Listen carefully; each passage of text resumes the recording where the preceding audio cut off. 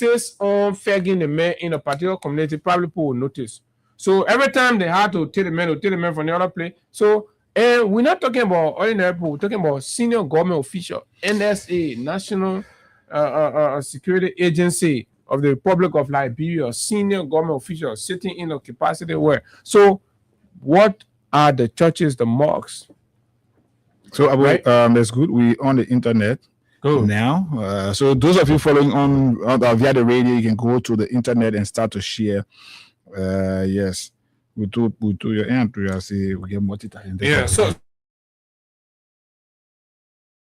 how you call it by 8:30 thereabout. But we have to talk about this, Hagar.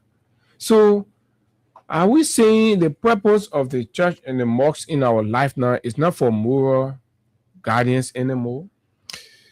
So Abu, there is this, sometimes when some things happen and we see them here, apparently people don't take them serious because of their political side or whatever it is.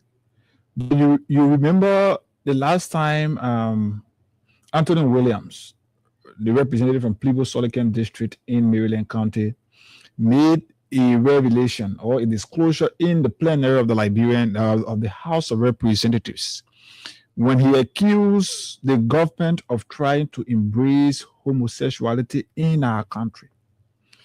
Evidence of the fact that when this entire United Methodist or the Methodist rigmarole was going on, the government, through the police, took the side of those who were being accused of trying to indoctrinate homosexuality in our country.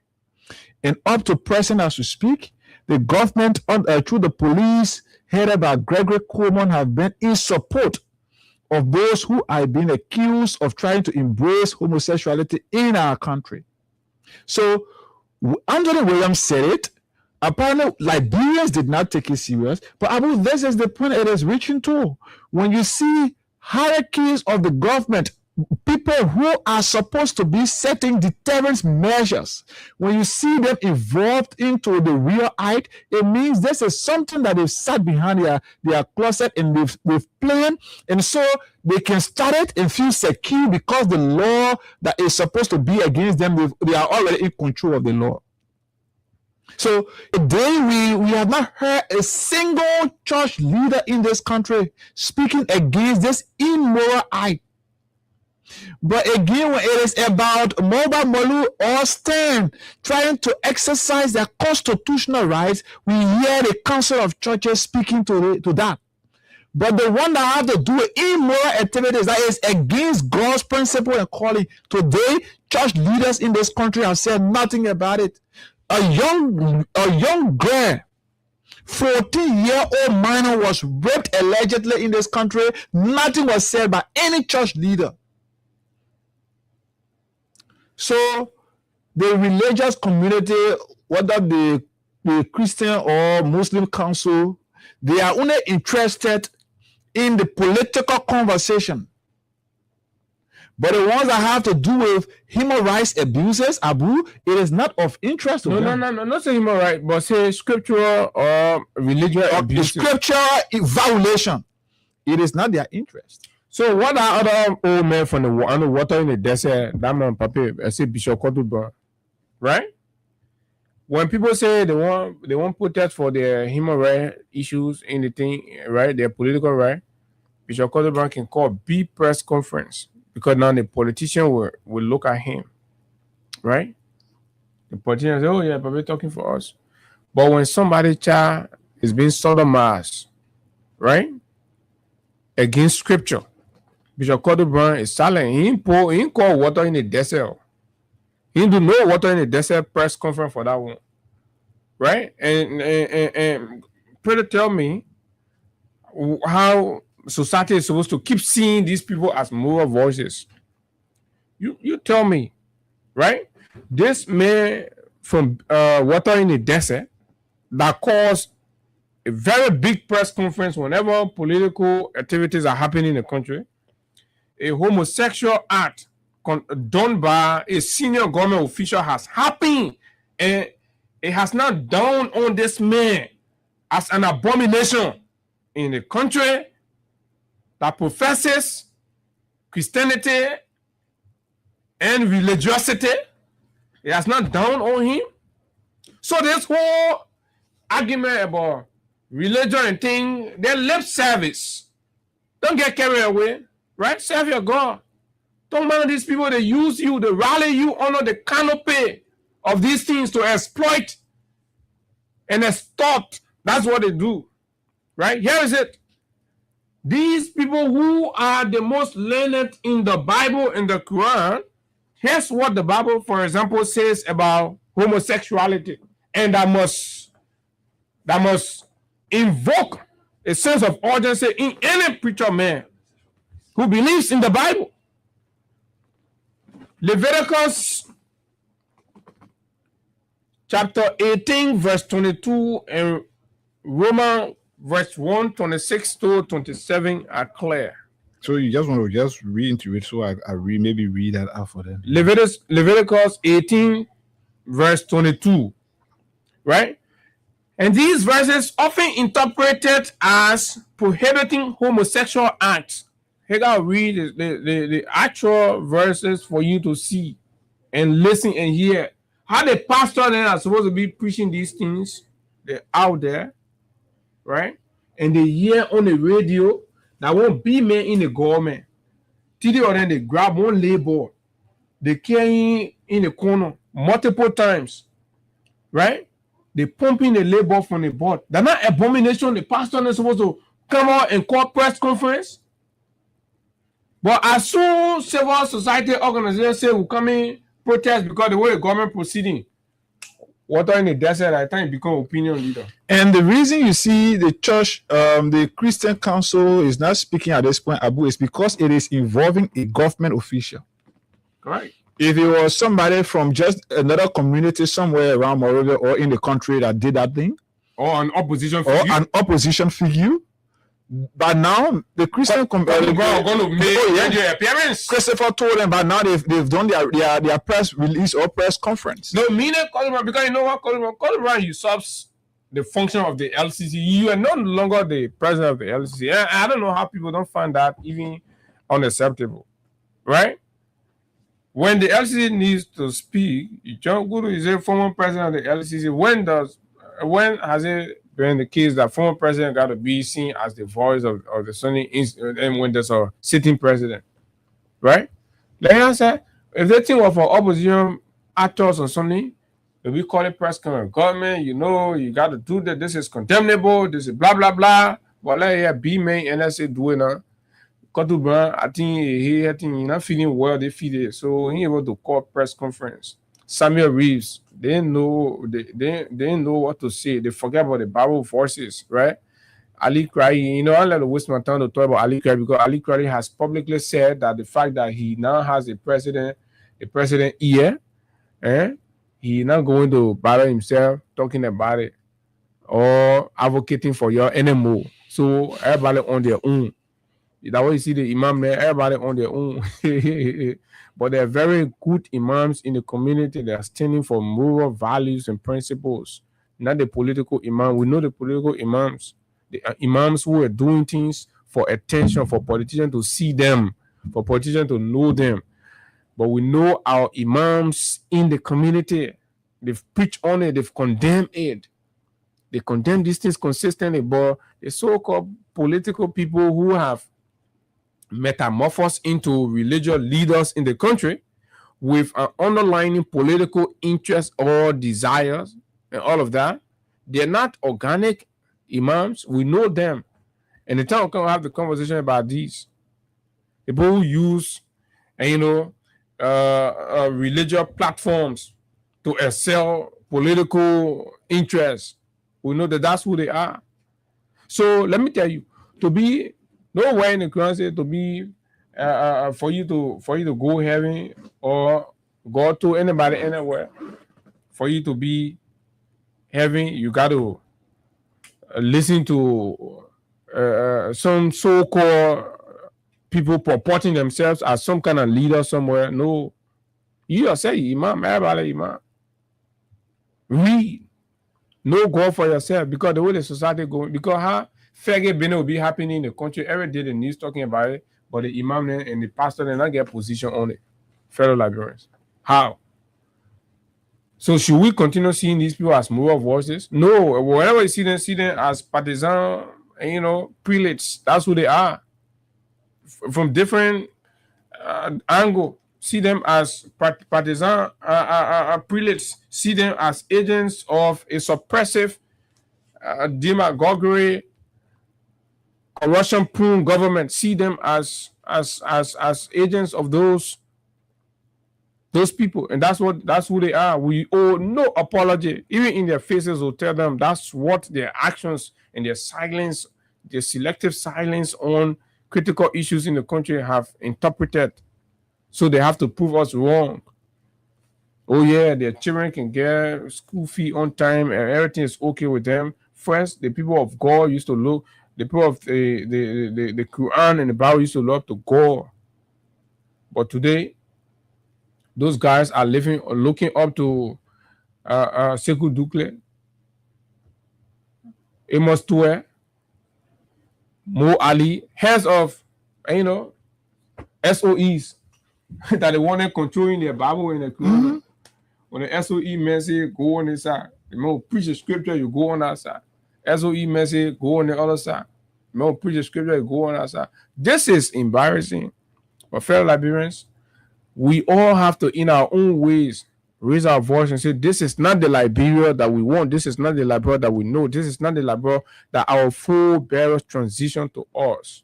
They did not transition a country where men will be sleeping with men will be grabbing men in the community.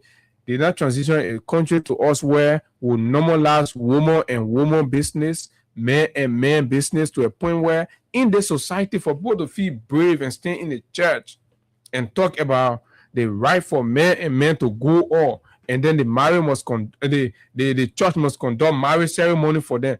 That bravery, because the more voices have filled the country, that's why somebody think that subject can be elevated to a point where you stay in the church and talk about, that people read, people got to decide. You want read, you got to go to the country where they can do it too. But to this country, no, absolutely not. That's what it is. These are the facts, right? I don't know. Those are my views, right? You too. Some of you have been corrupted because people pull, people ain't get money. So this is what the people will do to you. They will deny you job. They will make you poor. You'll be complaining. They will put you in destitution. Then they bring their devilish act. They start grabbing your children small, fagging their board, right? Fagging their board. Then yesterday they start dressing. You're not working. You yourself not working. You're not contributing for 6 months. You don't get your child even $30 UAE. But you see the man holding iPhone. You see the lady girl holding iPhone 15 Pro Max. Because of poverty, you even get a voice to ask the child how you get a 15 Pro Max. Maybe they're using two SIM. They're using two SIM on that later. You get one other government official sitting somewhere abusing that your late niece or that your late daughter. But you don't have the fortitude to confront it because you're poor, you don't get a job. Ego. And you feel comfortable because the child is going out there bringing money home. You care to know where the money coming from. Absolutely. But you're enjoying the money. So tomorrow when you realize where the money is coming from now, when you get to understand it, it is already late. But these are things that you subjected yourself to because the kind of people you follow, they got no interest in your children's future. That's why they keep the country at a particular stage where you only see them as the gods. So when you want to eat, you have to look up to them. When you want your house rent, your children's school fees, you have to look up to them. So whatever it will take, you have to do it. You had a government year where officials were magnanimous. They were reaching out there in the communities. They were helping people. They were helping even Ken Boss, Sackless, and people at the lowest bracket. What were you saying? Government money, we will do this. So you have a group of people in place now that have denied you the very government money, and they're subjecting you to homosexual acts in the country. So if they deny you community, the females, they raping them beyond info. Then the military, they raping them beyond. And that's so Unity Party government officials doing it. When you hear them say, oh, anytime you hear they do some of big social gathering and a Unity Party people there inside, be careful, don't send your boss during there. I am telling you this, I'm sending this caveat to you. They are brave, they don't care. These people, they're the so-called educated people. They feel like when you're down there, right, they can use it as a trash.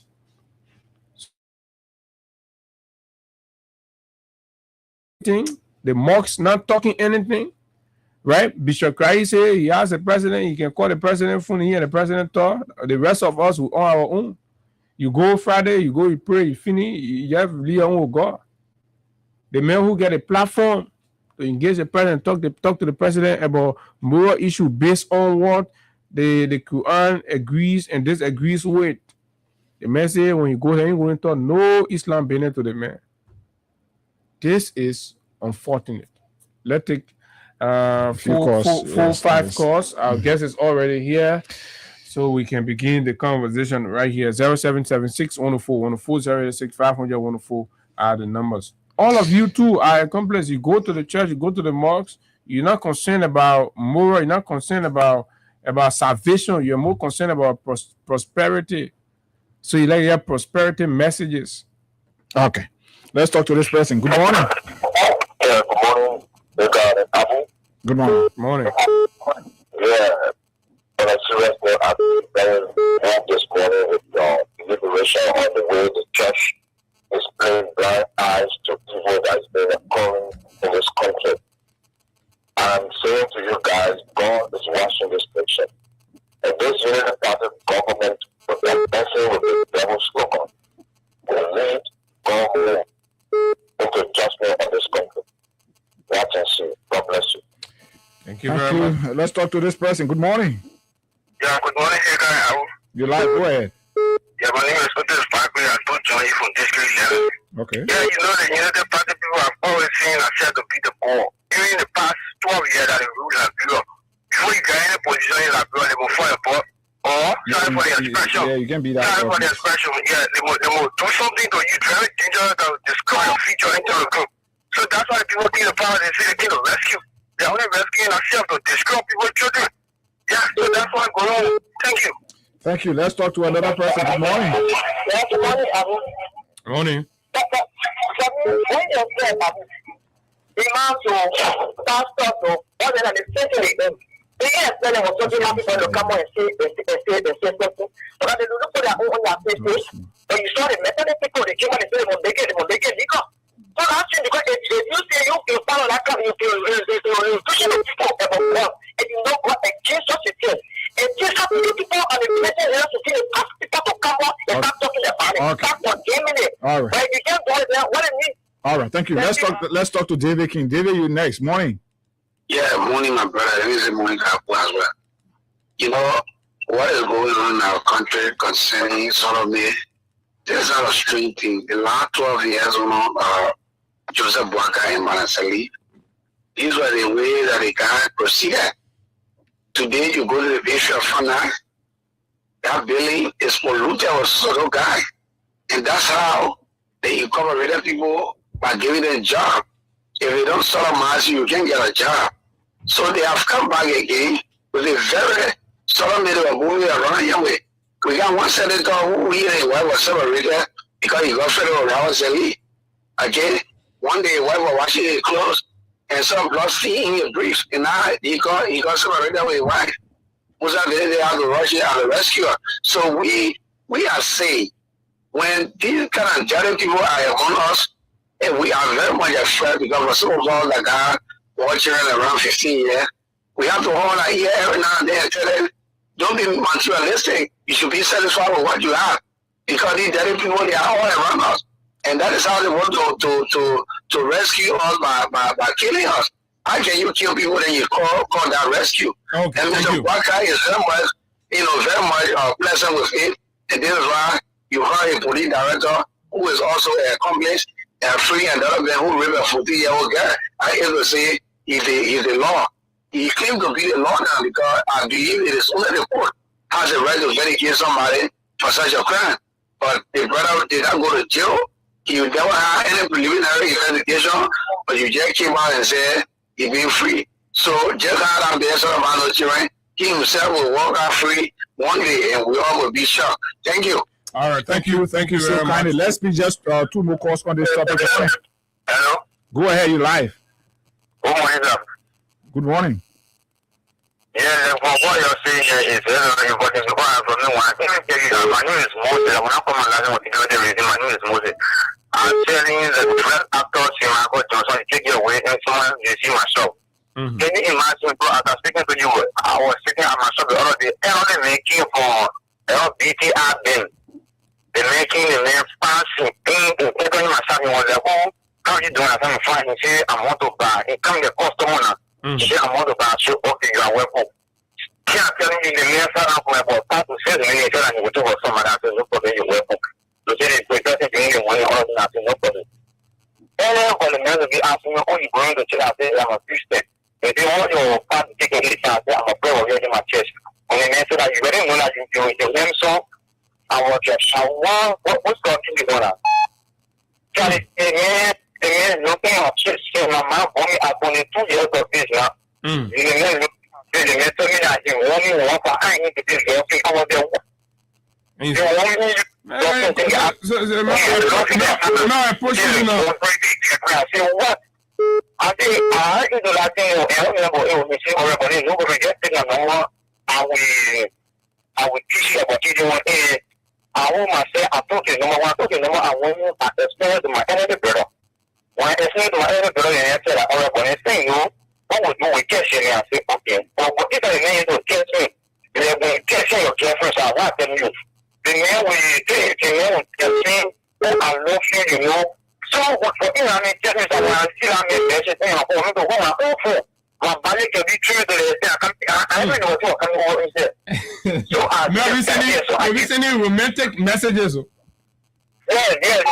So I give a call to my people. Let me ask you this question. Good morning. Good morning, Abu. Morning. And let me say good morning to Hera. My name is Eugene S. Jobo Jr., and I call you from Capital Bypass. Abu, I listened to your presentation, and sincerely, you said it rightly. Our religious, people, and the imams, the pastors, the bishops, we don't know whether they still exist in Liberia. 3 years ago, or 4 years ago, Abu, we saw how even a mosquito pass, they will be writing all over the place. They'll be having press conference. And today, things are happening like we don't have religious people in the country. Even our mothers who were protesting yesterday, they remain silent. They remain quiet.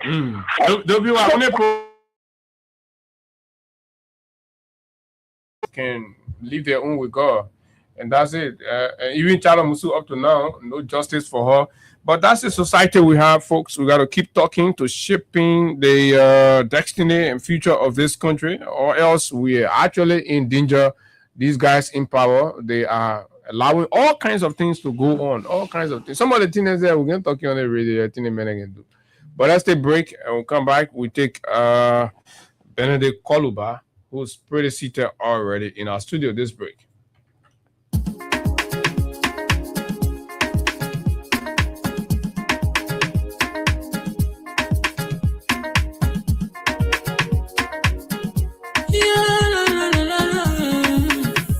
About music, there are crowds in many places, in every community, you can see.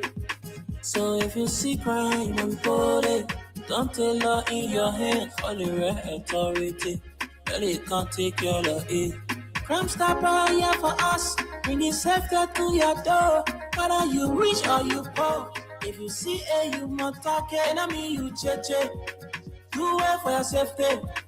If you see it, don't keep it. You must call to report it. Crime Stopper, the people bringing safety to your door. Crime Stopper, stopping crime and making peace for them before. Crime Stopper Liberia, from the center to interior. Crime Stopper, keeping us safe, they're stopping crimes for all of us. Crime Stopper, the people bringing safety to your door. Crime Stopper, stopping crime and making peace for them before. Crime Stopper Liberia, from the center to interior. Crime Stopper, keeping us safe, they're stopping crimes for all of us. Crime Stopper Liberia is your community crime fighting partner. Don't take the law into your own hands. Remember, if you see a crime, report it. This is a message from your own self, Old Man Sam Cyan. Crime Stopper, the people bringing safety to your door. Crime Stopper, stopping crime and making peace for them before. Crime Stopper Liberia, from the center to interior. Crime Stopper, keeping us safe, they're stopping crimes for all of us. Crime Stopper, the people bringing safety to your door. Crime Stopper, stopping crime and making peace for them before. Crime Stopper Liberia, from the center to interior. Crime Stopper, keeping us safe, they're stopping crimes for all of us. Okay, Crime Stopper Liberia, the official sponsor and partner of the Freedom Money Rise on Freedom 87.9, is 36 minutes on the downside of 8 o'clock in Monrovia. And we're very pleased and honored to welcome in our studio for breakfast this morning former Assistant Minister Benedict Koluba, who's our prime guest on this segment to talk economics, governance, and of course, the arrest agenda and other issues pertinent to how our country is being governed, and of course, the fiscal space being managed under the leadership of the rescue mission, the Unity Party government that took office in 2023, and how well are they managing with leadership, and how better have Liberian become, or will Liberian be in the face of the policies and programs adopted by the government? With that said, let me bring former Assistant Minister Benedict Koluba. Good morning, welcome once more. Happy New Year. Yeah. Good morning, Abu, and good morning to people in the land of the radio. Let me say Happy New Year. It is my pleasure. This is my second time here. Mm-hmm. It is my pleasure to be here, and it's always my pleasure. When I was listening to you at some portion of your broadcast, you said we have to keep talking. Mm-hmm. And so that's what we're doing, because we have to keep reminding our people. Our country program parable, they say, "Eye can see, but when you take off any dirt from the eye, Mm-hmm. you still show it back to the eye, so the eye sees it." Right. So even though our people are feeling the pains, our people are hearing, they're experiencing, but it's also better for us to, some of them are traveling, some of them just in their communities, so tell them what is happening. So we continue to hammer, to reinforce and remind. So this year will be actually a year of reminder. We use the year to remind our people so that they can question the government, so they can ask the government about those commitments they made. So yes, it's a pleasure to always talk to the Liberian people.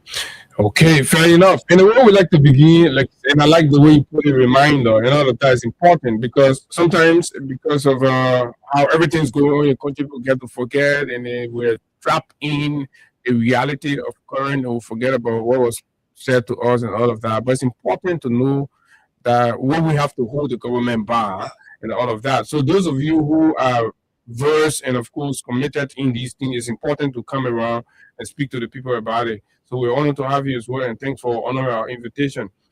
So we like to, first of all, 2025 was very engaging for the most part. The government launched its development agenda, right? The arrest agenda for inclusive development, or whatever the term is.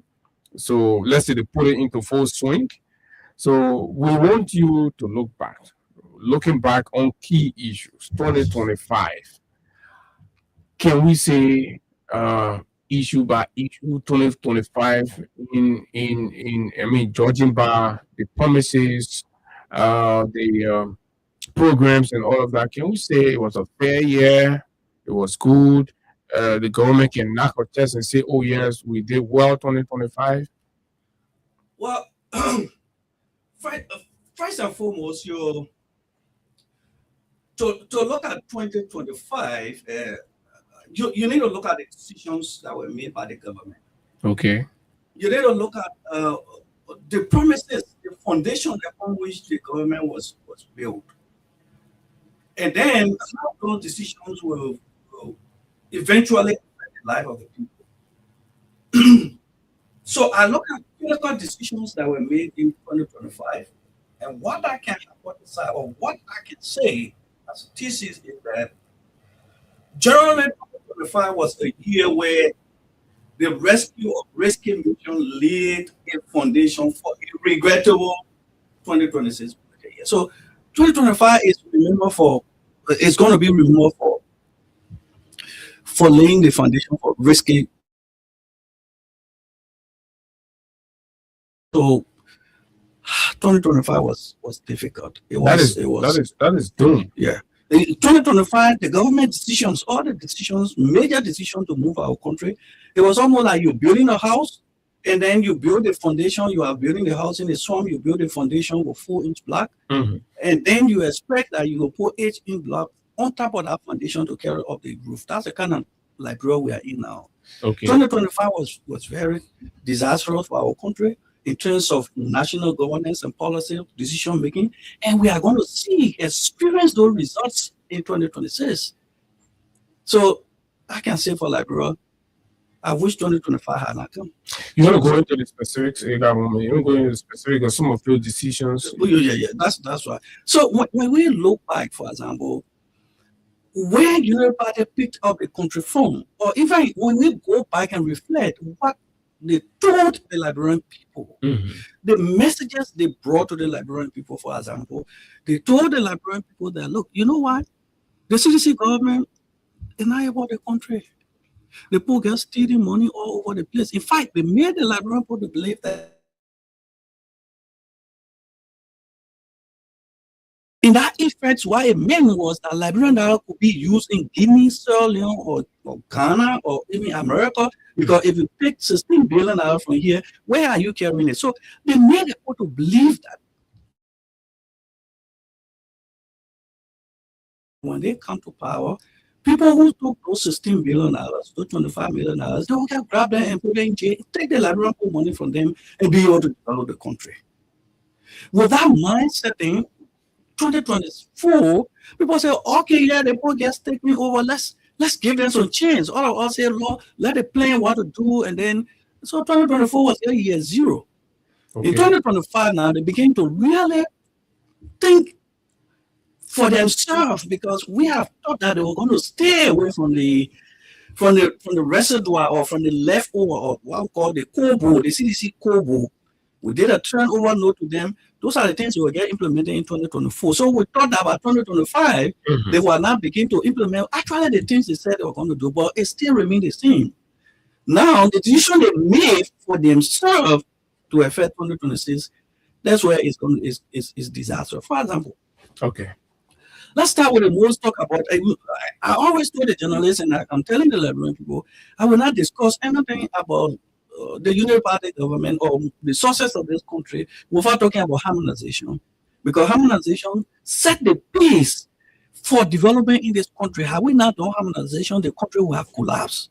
But the criticize. Yeah, but we said that, I think, time of our number. So the focus is they argue against that. Yeah. But then they took over, like you said. Yeah. 2024 was about, still laying some foundation, right? So the 2025, we expect that they had their own programs roll out. So we're going to assess some of those things. Like they said, you bloated the payroll, condemning the harmonization, all of that. So their effort to clean the payroll and reduce the wage bill. Those are the places we're coming now, right? So when they took over, the major thing they started to do, because they have not had any plan, the arrest was taken. A slogan, and it still remains a slogan amongst the people. Okay. And so they started with with the payroll where they canvass heavily that look, we butter the payroll, they will clean the payroll. So they started what they call cleaning the payroll with the CSA. And so the CSA was almost every week at a mega press conference to make the Liberian people to believe that what they said during the campaign was true. Mm-hmm. Eventually, it turned out to be what they said, what they were saying was lie because And the payroll was not yes, bloated? no, it was lie.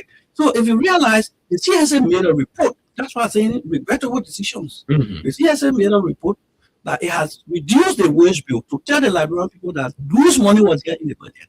Okay. So the CSA said it reduced the wage bill from $23.5 million to $21.4 million.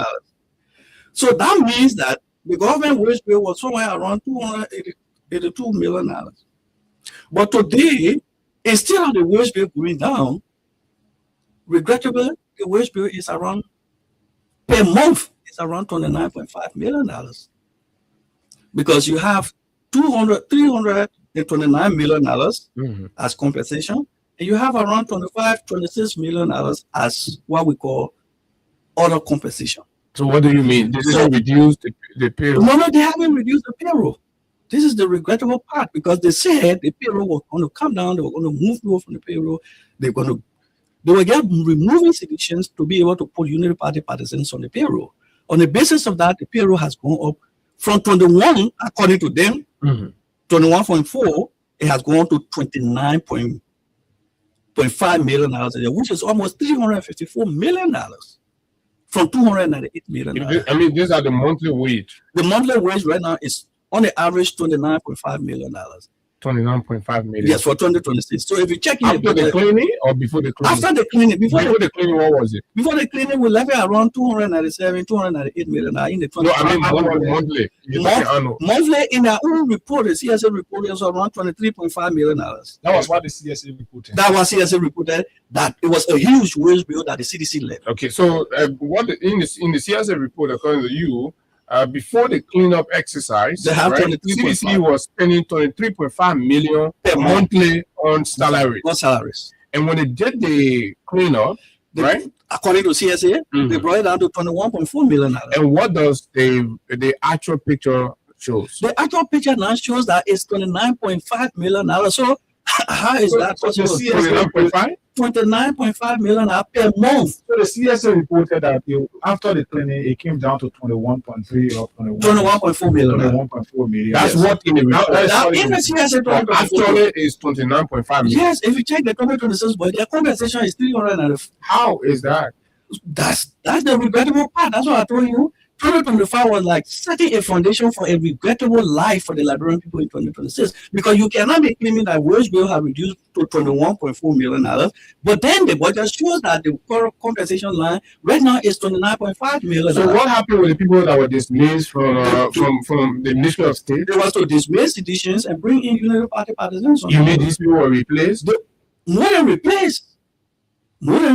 They brought new people on the payroll. They created another payroll they call additional compensation. That additional compensation is to be able to hire what they call intern, Unity Party partisans who they consider intern. They bring in consultants. Some of the people that rise from the Ministry of Finance, they are the consultants, they took them there. Okay. So, for example, Daniel Yankuna, the Fadikas, and Patrice Hua, or one of the guys, they are there. So they all are mixed up there. They are paying under that $26 million. So you spoke about the increase in the wage bill, but also the CSE, Unified the government have announced that there have been increment in salaries for some sectors. They're talking about the health sector, the educational sector. Don't you think that was a basis for which the wage bill? No, that wasn't the basis because if you see what is happening, when we did harmonization, it was to bring stabilization in the process, right?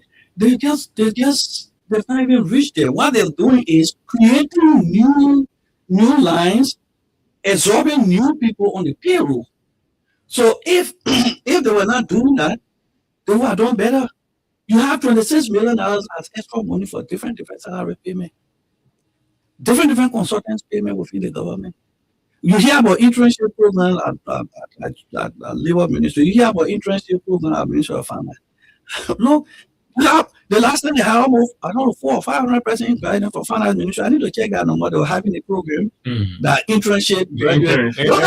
They send them to other places. What kind of work in finance ministry that you have almost 200 persons that are intern? What kind of work there?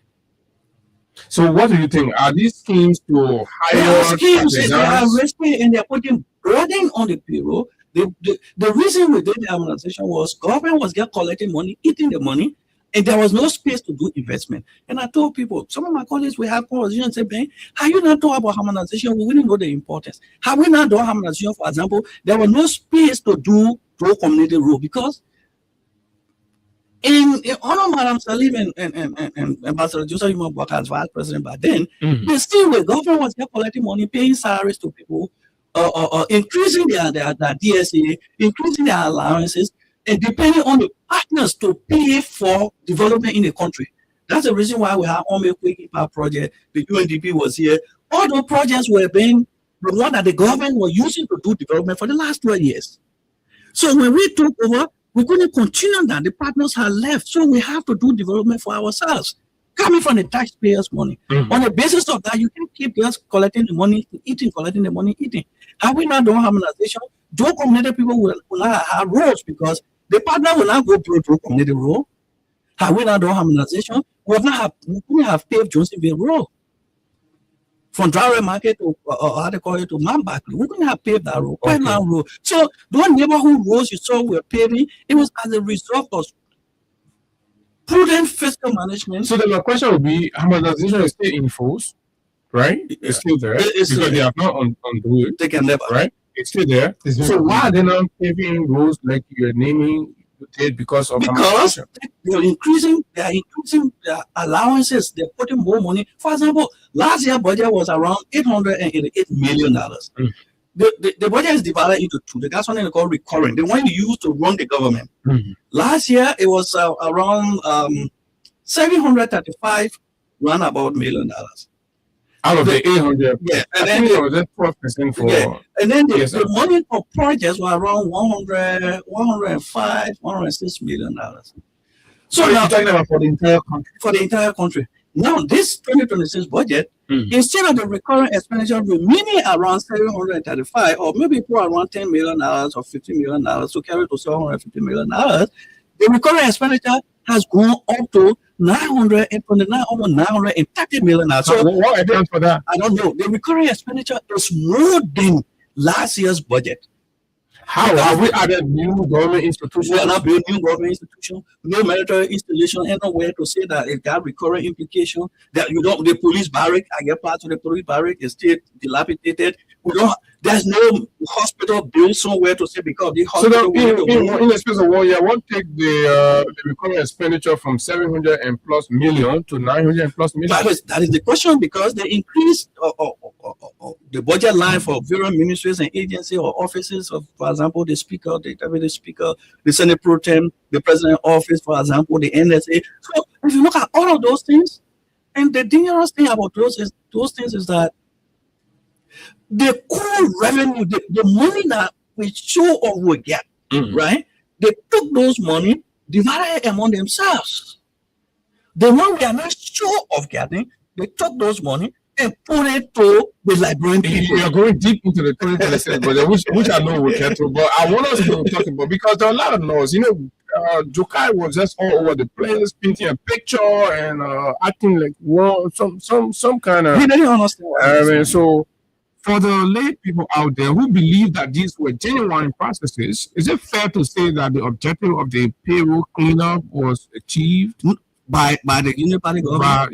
Of course. Well, if you look at their plan, right? If you look at what they intended to do and measure it by what they did, one would say that their intention was to move citizens and get Unity Party partisans. Because before the election, now President Obama argued that he needed a small and efficient government. So one would expect that was the driving force of Josiah Jokai. The whole intention was move Unity. You saw Josiah Jokai publicly. These are not rumors. You saw him publicly to Migat instructing the Morocco Corporation to dismiss people who spoke against the government. That is not a secret, right? You Google now, you find the recording. That was even reported on Voice of America. So if you realize the major objective was silence citizens, take them from the payroll. Those who are talking, move them from there. Those who will not talk, keep them on subject them on hardship so that they will leave the government. Bring in Unity Party partisans to make sure that our people get jobs. If you listen to Mo Ali, he himself was on the debate. He said they have created jobs, and they created jobs by employing people within the payroll. So the major job creation strategy for the government is to put people on the government wage bill. But then we still hear Unity Party partisans still complaining that there is no job. There are a lot of young folks No, out there. that's a different conversation by itself. It tells you that they lack the ability, the ingenuity to be able to provide job. Job creation in this country is not about putting people on the payroll. You put people on the payroll because there's a job to be done, they're going to deliver. The real job creation is outside the government, which they lack the ability to do. And I can tell you clearly, the World Bank has said that. If you go now and Google the World Bank current country program strategy framework that they launched with the government, if you can look at the abstract, the executive summary in the first paragraph, they've made it very clear in that paragraph and say the current economic model needs to be reset because it cannot create jobs. Okay. So the reason the Unity Party partisans, the reason we are complaining because they don't have the strategy, the caliber to be able to create jobs outside of the government. And so the only thing they can do is remove people from the payroll who don't support their ideology, deprive them of jobs in the country, and make sure all the jobs are gotten by Unity Party partisans. It will still not solve the purpose of job creation in this country. So how long are you going to be putting people on the payroll every year? In terms of size of government and how much Liberia spends on paying just government workers, is the CDC size of government? Was the CDC size of government smaller than the UP, or the UP? This UP is smaller than the CDC. Well, the CDC size of government, in terms of volume of resources, was smaller. In fact, I can tell you one of the reasons why we got hit, or part of the reason why you saw sentiments from citizens, was that a lot of citizens felt that we should have given a job, we didn't give them a job. And we felt that the government was not the only place to provide job for people. For example, in my own office where I was working, I can brag about that. Mm-hmm. My chief of office staff, so to speak, was an ANC and is still an ANC personnel, ANC partisans. But I said, this country is for all of us.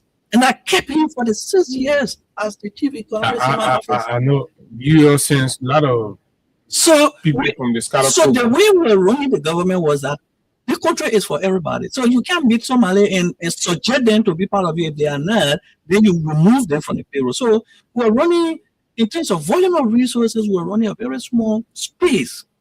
We were careful of bringing more people on the government wage bill, but our people were pressuring us and said, no, we have to. So the Unity Party is teaching us, is telling the Liberian people, no, what CDC was doing was wrong. As long as you wait, the government is for you. You can bring your people to work in the government. You care less who crying, who complaining. You care less find the money and pay your people, because that's the only way. So they're showing their limitation, the ability to create jobs, to unlock the potential the country has, and then the whole payroll system is more than confusing. So then I would like to take you back a bit from your intro. You clearly stated that the Unity Party, the year 2025 was a very terrible year in the history of our country, especially under the Unity Party administration. But the government is celebrating, and even Unity Party folks are celebrating things like the increase in the price of rice, and that's the reduction in the price of rice, the reduction in gasoline prices. And in fact, you listen to the vice president when he said some basic commodities like the chicken, egg, and flour, all of these things, prices are reduced. And these are the things that have direct impact on the lives of Nigerians. Do you agree with that? From your angle? No. You are a journalist. Open the line, ask for egg price. So the last time I did my own investigation, the price of egg for the carton was around $50. Before the pronouncement from the vice president. When the pronouncement was made, the vice president said it has come down to $40, but now, so speak, it's around $75. 75. So I was quietly somewhere on Johnson Road this morning waiting for the show. And then there's a young man who and the elderly people, they have good relationships, they debate on football, they debate on politics. And then he's debating with this elderly man. The man was working with NGO. The man said, look, you know, party can't make it. He said, oh, CDC can't make it. Then the old man told me, he said, you see, George Reatan, tea prices were lower today, tea price going up. And then the Pape hating, he came down. So when the Pape left, I said, oh, the Pape entered your promotion. He said, yeah, that one the Pape told that true. Then I asked him, you know, there's rice that is imported from the US. Then I asked him, I said, how much for this rice? £100 rice, right? He said it's $100. I said, how much you used to sell it before? He said, to be frank, we used to sell it $75. $60 to places. Very fine. Then we went to the £50. He called the price. So everything has increased on the market. Wow. Then the old man told me, he said, you know what?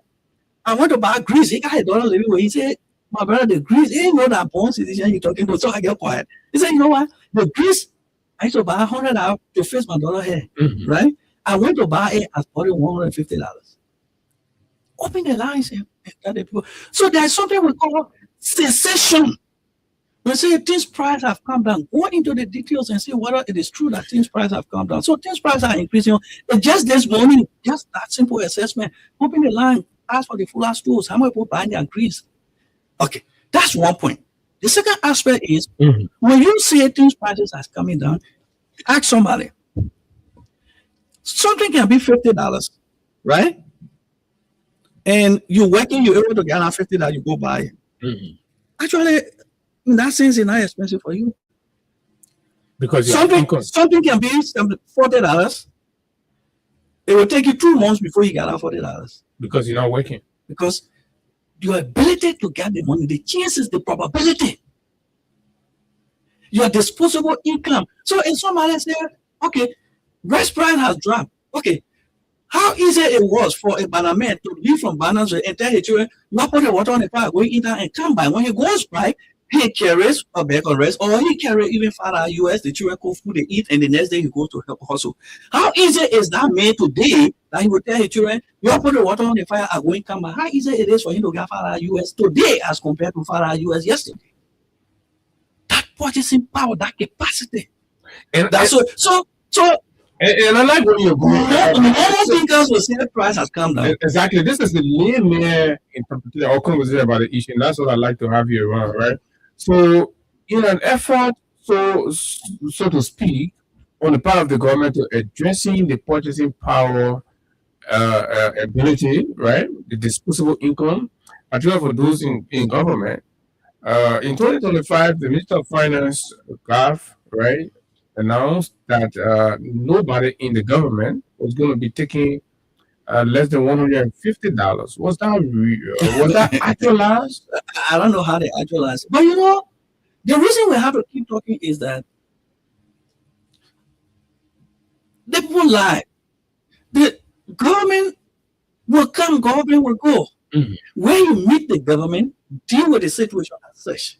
But when you begin to look back and denigrating people in the past, that's why making us coming up, because the government got to wrong, they got to pay people, they got to do it. But when you go pay somebody and say, oh, yesterday the people were not paying you, so we pay you, then we come and say, no, we paid the people yesterday. So the issue of how did we even get to know that people were not making $150 per month in the government? Mr. Gaffon was finance minister from 2012, 2014. He was finance minister, right? He was foreign affairs minister. Ask him. That's why I always challenge him directly. I see some boys writing, you know what they're writing. These are the consultants. Yeah. I challenged Minister Gaffon. He was finance minister at the time. Let him tell the Liberian people whether he had a national payroll system. He could be able to tell the Liberian people, look, when I was finance minister, this was the least salary and this was the highest salary in government. That system wasn't there? It was never there. I challenge him. I mean, you read this, Gaff, that everybody say Gaff, know how to pay. Let me repeat. When Augustine Gaffon was finance minister, they were paying people in bag of money. All men would take the helicopter and go to Voyaman and carry money there to pay people. When Gaffon was finance minister, he didn't know who was on the payroll. People were now uniquely identified. There was no national biometric system on the payroll. I challenge him. I challenge the consultant to bring the payroll during the 4 days. Wow. So to now begin to say we are paying people now less than $150. How did you even get to know that people in government are making less than $150? It is the CDC that made you to know that. Because we established a system, and that system put everybody on one payroll system. Wait. The CDC, they said destroy the country. You mean the CDC put that in that system? The CDC, they established a system for you to know who are working for government and how much they are making. So the first thing was put everybody. There were 2 payroll systems. I'm telling you, Minister, I wasn't paying that far. I say he never had a payroll system in this country when he was finance minister. In fact, when he was budget bureau director, he started from the director of budget bureau.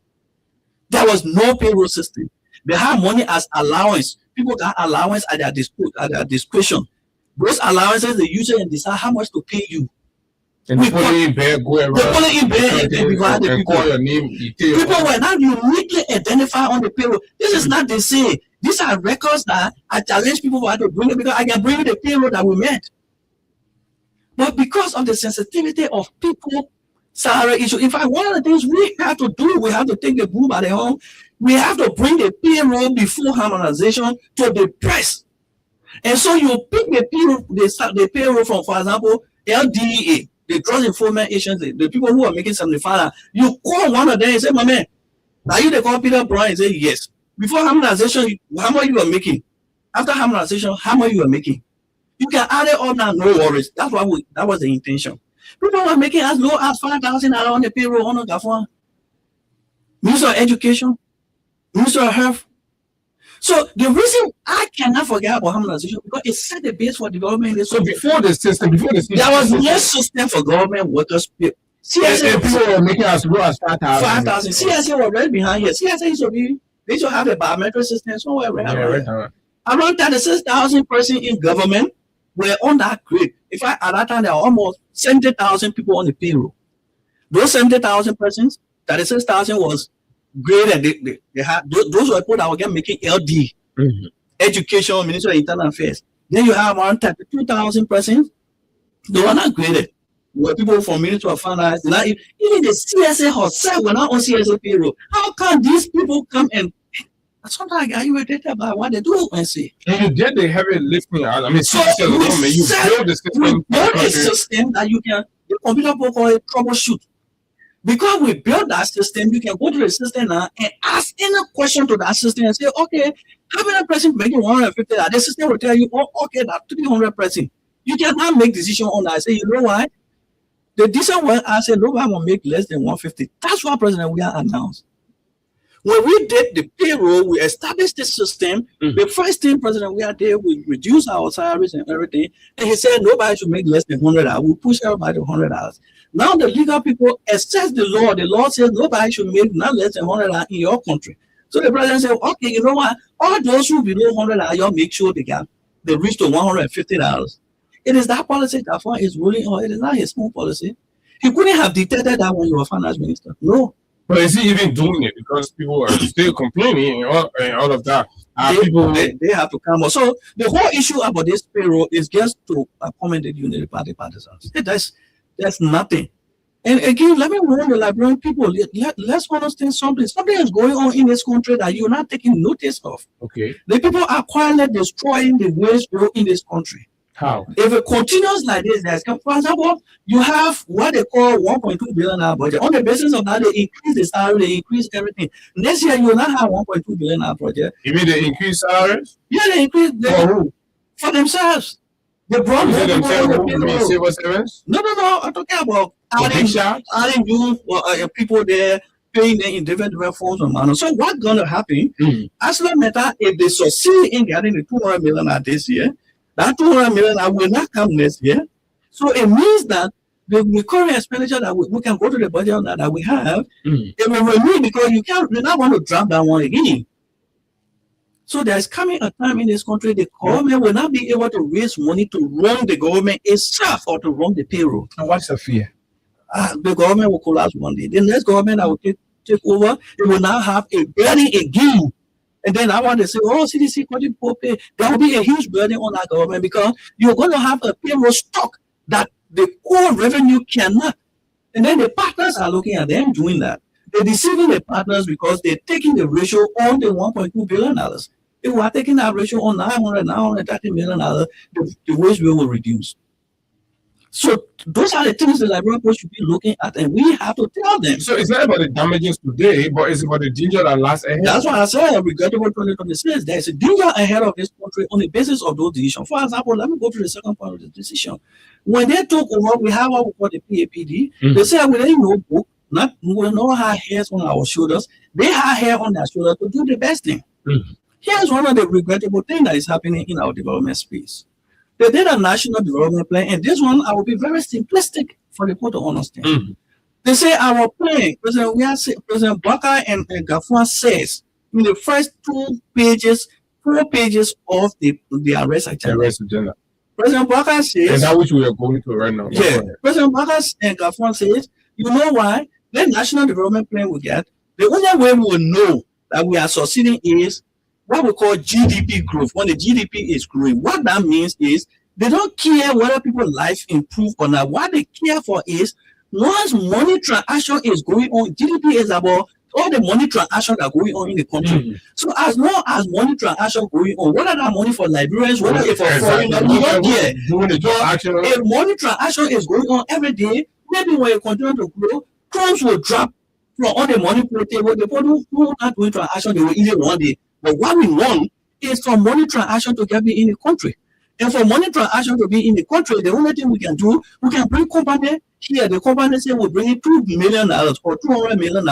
That money transaction in the country, but actually that $200 million are not for Liberian people. So you get in concession, they go mine, they take the gold and sell it. That gold they sell it, you calculating it as transaction in Liberia, but that money not going to the people. That is the kind of national development. It's like going in the market, the people doing transaction, but the money not for you. The money not for you. Money changing money. So what the government is saying in effect is that as long as money transaction is going on in the country is developing. How can that be?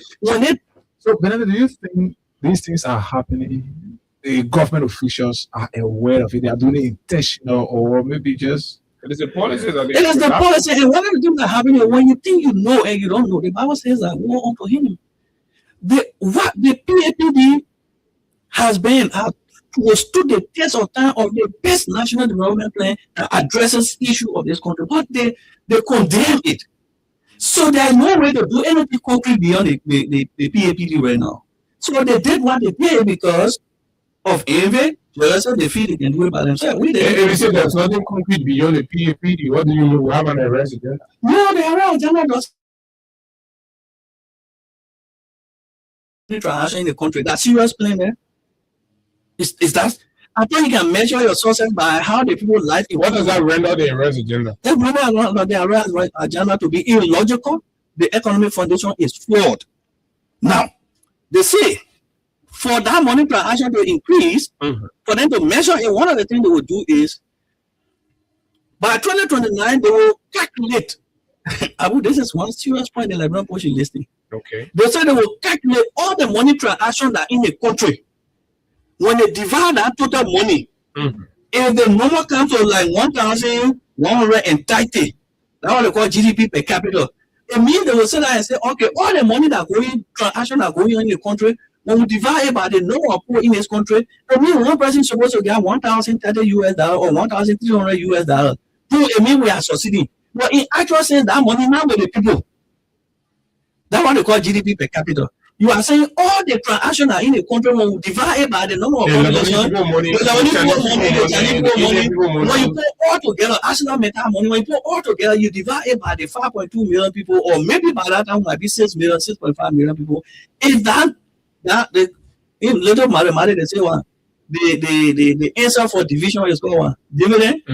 If you divide the total money transaction by the number of people in the country, the money you will get, it will tell them that yes, one person is supposed to get $1,300 in the country from all the money transactions. But it wouldn't state that Abu has that money in his hands. But because then Gafwan out of that 1,300, maybe Gafwan got 1 million out of it. No, but this is a risky government. It should be about the people. That's the illogical part. That's why I said 2026. So where the money is in, your concern is not the money being in Liberia's hand. No, that's why the people say they not care whether the money in Liberia's hand. That's why they call GDP per capita. I kept breaking it down. Now, when they did that thing, the World Bank came out with something we call the annual economic memorandum, Liberia economic memorandum, country memorandum. You'll find that the World Bank came and said, you know why?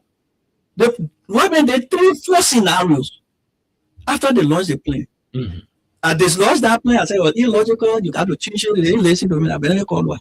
The World Bank says, under this, we call it baseline scenario or business as usual. World Bank says, the way the government say they want to get GDP per capita of 1,030, or they want money transaction to continue, and they will, by that Liberia will be a middle income country. And GDP, the economy is growing by 5.5% up to 2029. That's a projection. That's a projection. And even World Bank say 2025, it dropped to 4%. If it continue the way it is in the same arrest agenda, they say for Liberia to be a middle income country, it will be up to 2050. All of this that the way the country running. Let me go back. Go back because Mamusu I don't understand that. The European government say the arrest people say they want Liberia to be a middle income country. By 2029. 2029. And to be a middle income country, they say everybody, the money that will be in the country when they divide it, each person is supposed to get 1,300. Even when it's not going in their pocket. Even when it's not going in their pocket. Now how they will measure their success. World Bank say that look, even though you say you want me like a middle income country, everybody get 1,030 or 1,300. But the way you're running the country, the economy, the way it's growing, when it remain like this, for you to achieve, why you say you achieve, it will take up to 2050. I hope you understand that. So in essence, for this rescue to be achieved, looking at how the people are moving, that way 2050 will be middle income country. Even though the rescue is still they are projecting 2029. They say 2029 Liberia will be a middle income country. The World Bank can't tell them. The World Bank are giving up plenty of money. So technical assessment of the whole plan. The same thing is said, all the things you say you want to be middle income country, but for what we see, what you're doing, when you remain on what you're doing, you don't change, and they're not changing. And the growth rate continue to 5.5 until 2029. That will happen. The plan that you say you want to achieve, it will happen in 2050. That not mean say it. Country economic memorandum of the World Bank. If you're listening to me, go Google World Bank country economic memorandum. It was launched in 2025. Yeah, we read it. Immediately after they launched the arrest agenda. So that's the first scenario they gave them. They said the second scenario, World Bank said, okay, if you do some changes, radical changes, and some of the radical changes are not doing it. He said, when you do radical changes, maybe where he can country can come 2040. So World Bank is just telling me, look, what World Bank decide global bodies, they're not going to be like us politicians. They are just telling me all the things you're talking, you're not able, it will not happen. You're deceiving the Liberian people. And everybody wants to challenge that. Go to the World Bank website because I will not come in studio here and be talking about a global entity in my mouth like that. Go to the World Bank website, download the World Bank Economic Memorandum for Liberia 2024, where published in 2025. You are going to read that. In the executive summary is there, because I think 3 or 4 scenarios. Then World Bank, so I told you 2025 was a foundation for a regrettable 2026. So it is regrettable that our government will have a plan and say they want to be a middle income country. The people who helping us to give us money, the people say no. What you're talking a fiasco? It's not possible. So in short, it's almost like you are a child living with your father. Yeah. And then you feel like on this Friday you want to have maybe your bicycle, but your father is supposed to give you the money. Is telling you no, it can't be Friday, but it'll be next year. Yeah, because your father can give you reset. He knows the reset he can give you. Then you tell your friend that they might reset here. By the end of the month, I will buy 1 bicycle. Your father knows the cost of bicycle. He calculates how much he can give you. He said, no, my son. From the reset I can give you to buy the bicycle will be the end of the year. And the way the one you can keep, because the one you give is still you should keep some. So the only hope for Liberia in this scenario is that I don't will change this format because it's not going to work. It's going to wait up to 2050, or we bear it and wait for 2050. To be a unit by the 2050. If we want Liberia to be a middle income country with unit by the 2050, it will happen. Say that what the IMF says, I get interpreting what the World Bank says. Let me go back to the World Bank again. That's what I'm telling you. This year is regrettable. It's regrettable because you got a plan that will not succeed from the get-go. Okay. World Bank says, World Bank has something they call the country framework document, which means the same way they put to the arrest, the partners then can do their own plan to support the arrest. The World Bank left from the economic memorandum and did their country framework document. They say, aligning with the arrest. Aligning with the arrest. Then they say, the first portion of that, they say, you know why? The way the economy is looking, it will not reset, it will not create job. Job creation. No, job creation not possible. All this. All the arrest framework. So if we want to create job, let's wait till 2050. That's what I'm talking here. So technically, the World Bank and other partners are condemning the arrest. The World Bank is saying they arresting, I guess some. But these are supposed to be the so-called best brains in the country that sat down and put this document together. Which best brain? I mean, that's the arrest party project themselves. In fact, that's why sometimes I try to. I really didn't want. I try to put Mr. Gaffon in a different basket, but it's just the way he did the 2026 budget. Then he's thrust into the basket with other people because he wasn't here when they were doing the arrest agenda. The arrest agenda started with Boyma Kamara, and then Myers was acting as minister, and then Gaffon just went into it. When he came, he started doing a deep dive. I would have thought that you are boarding a ship, but he left it as it is, and his name is on it, and he takes blame. But I started blaming him from the 2026. But is it so late they can go in and try to reset? They can be. When you talk to them, they say you're looking for a job. I got to work. They need someone else to help them. My masters are there in reviewing. I'm trying to publish that now, working with the and they're afraid. They don't want to see go help them. Well, listen, it's not about citizens of the country. You know what we did? The current deputy minister for economic management, Depuzo, he was working with me. I was a supervisor as a consultant doing the PAPD. So no one group of people got the absolute knowledge to move this country. It has to be a mix of ideas from different perspectives. Why did we bring him? Because he was minister in LA government, it was foreign affairs, he was deputy minister for economic international cooperation. He has vast ideas. We brought him on board. He was not the only librarian that have knowledge in this country. The consultant they used to do the AFT meeting review, Mervyn Crawford. We took Mervyn Crawford. But they had their own consultant, Fadiga and what people know about this economy? What do they know? They do what we call supply. If you think, I don't want to personal issue, but they do what we call supply information. So somebody write and give it to them. You always see the publisher, but when you tell them, okay, thing that you publish, they come and say with Beneko and discuss, they will not come because you will not be sitting with me and be on the phone and be talking. You have to be speaking from the organic knowledge that you have. They say they have one Edmund Law or one Law there too. Let's move ahead. Look, let me say this. So okay, let's the whole arrest agenda. I won't close the arrest here. The job creation thing. No, we closing the arrest agenda here because we gotta talk about job creation. We gotta talk about poverty reduction and all that. So let me tell you, sir. These people not even smart. The arrest people not smart. When they launched the arrest agenda at the time, World Bank launched the economic memorandum. When the president took his cabinet to Bomi County to talk about job creation strategy after the budget had been passed. The only way you can create jobs, you got to put money there. But you approved the budget already, cabinet submitted the budget to the legislature. Then you say you're going to create job creation, develop job creation strategy. How will it be funded? By the time they left from there, the World Bank called them to Mama Point to launch the World Bank country program framework document. I don't know whether they were reading that document. The first page on that document says job creation not possible. It even mentioned that even though the arrest agenda is it got ambitious target to create job, but it will not make it. So because the foundations are weak. So my people, let me get there. If y'all want to be with United Party and think this country job will be created and this country will be middle income country, y'all wait till 2050.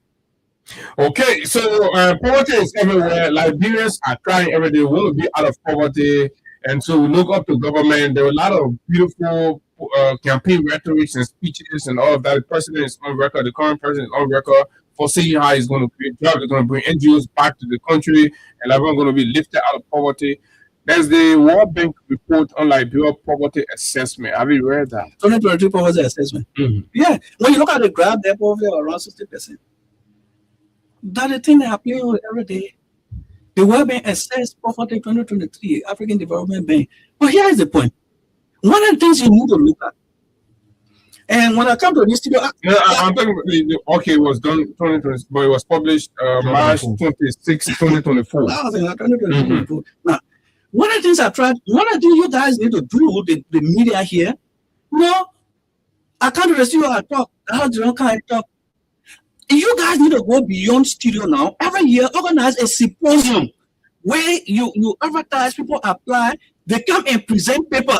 So we go there and present paper on the economy. We present paper. So if you win, you write paper, you go there and present. And let's do paper exchange. People critique it.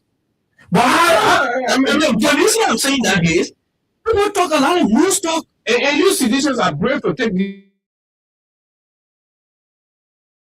Me, I don't lie.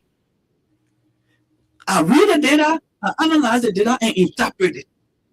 If you say I'm lying, you go back to the first thing. The only paper I have, the only thing I have done, critique the arrest agenda, and I will publish that. Beyond that, I'm only interpreting their data.